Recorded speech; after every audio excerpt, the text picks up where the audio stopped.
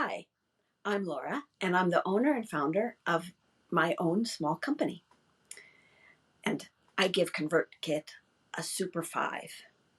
If you would like to see more reviews, please click below. Before I switched to ConvertKit, I had MailChimp. And when I started, probably in 2017, I loved MailChimp. But it got more and more complicated to use. And it did less and less of what I needed for an email program.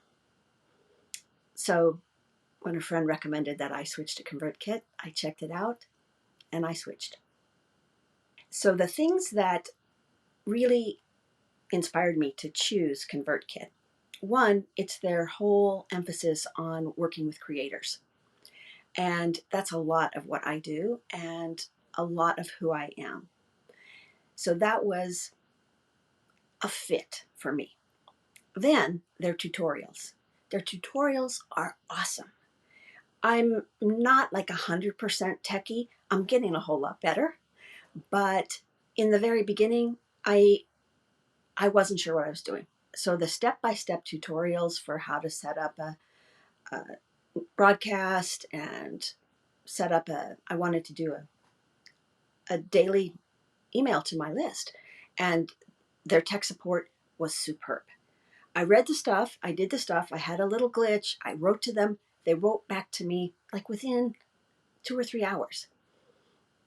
It's not probably always that fast, but for sure, within 24 hours, they would get me an answer to any question I had and give me a link to the documentation that they had so that I could dig deeper into the issue. And the next time I needed to do that task, I had all of the information at my fingertips. I think that's over and above normal tech support.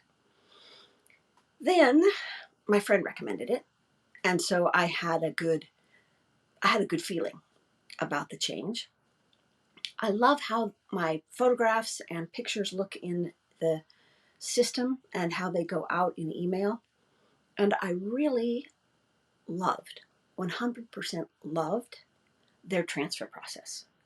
Because I signed up for a plan, they did the whole transfer from my old system to ConvertKit with all the tags, and I didn't have to worry, stress, or get something wrong.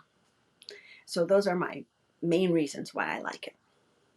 So the very first thing I wanted to do was share a 30-day inspirational series of emails with my list. This is not rocket science, but it's also not the easiest thing you could start with. And I was able to put that together in under, like probably a half a day with all the photos and all the text and set up now you're going to laugh at me, but the how to do things is like a beautiful little grid. So if the person does this, then they do that, and then they do this, and it's really clean. So I got that all set up.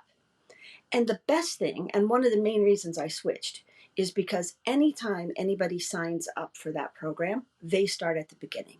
With my old program, I had to manually start them at the beginning, and that was just more than I could handle.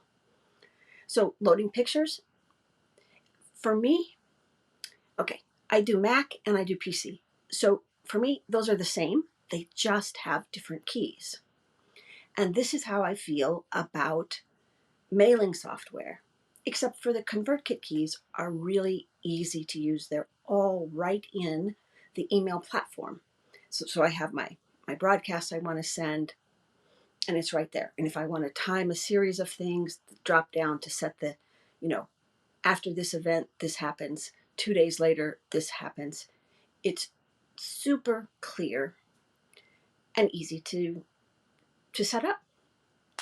So I don't think I had any downtime at all between one platform and the other.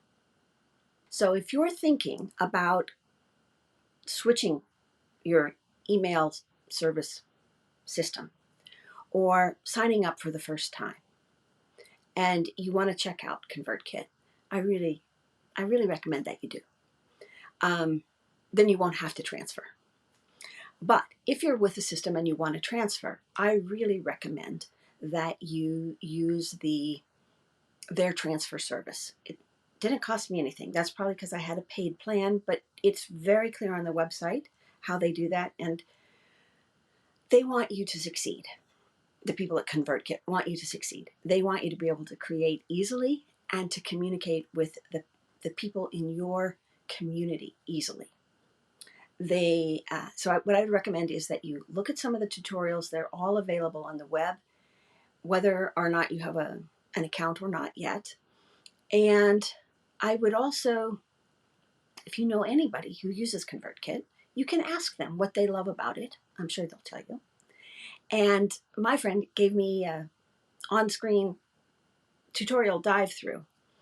And the last thing I would say is to know what you need, how you want to communicate with your list, and the kind of data you want to track, because they have a good system, which I really am just at the very beginning of starting to analyze my email data. But you can really find out who's opening which emails, who is active on which part of your list, so that you can really send content that relates to those people's interests primarily, and build a deeper connection with the people on your list based on their interests.